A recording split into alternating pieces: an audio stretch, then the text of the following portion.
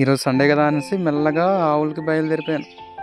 వచ్చేసరికి ఇంక మొత్తం చిన్నప్పటి జ్ఞాపకాలు మొత్తం గుర్తుకొచ్చాయి. ఇంకా ఇక్కడ జారుకునే వాళ్ళము కర్రలతో. అండ్ చాలా హ్యాపీగా ఉండేది. అండ్ ఇక్కడ ఆవులైతే మేకలు అయితే ఇంకా హాయిగా మేత తింటున్నాయి. మేము కూడా అలాగా జాలీగా ఉన్నాం. ఇది మేము ప్రతిసారి వేటకు వచ్చినప్పుడు ఇక్కడ కూర్చొని ఇక్కడ నుంచి ఎటు వాళ్ళ డిస్పాస్ అయ్యేవాళ్ళం. ఇది వచ్చేసి ఏదో పిక్కలు, పిల్లి పిక్కలు ఏదో అంటారు.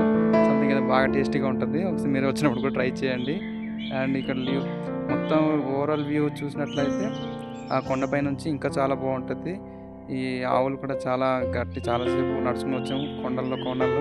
ఈ మొత్తం తిరిగి వచ్చాము ఆ చుట్టుపక్కల నుంచి ఇక్కడ దాకా. అండ్ పక్షులు కూడా బాగా అరుస్తున్నాయి. చిన్న సౌండ్స్ చేస్తుంటే చాలా క్యూట్గా ఉంటుంది సౌండ్.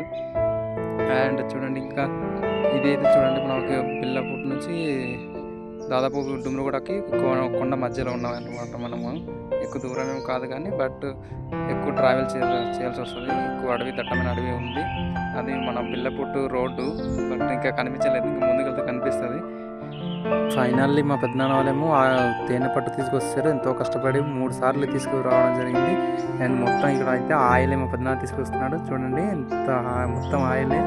మీకు కూడా కావాలనుకుంటే ఫోన్ చేయండి. చూడండి, చాలా ఫుల్గా oil. Thank you for watching video. Like and subscribe.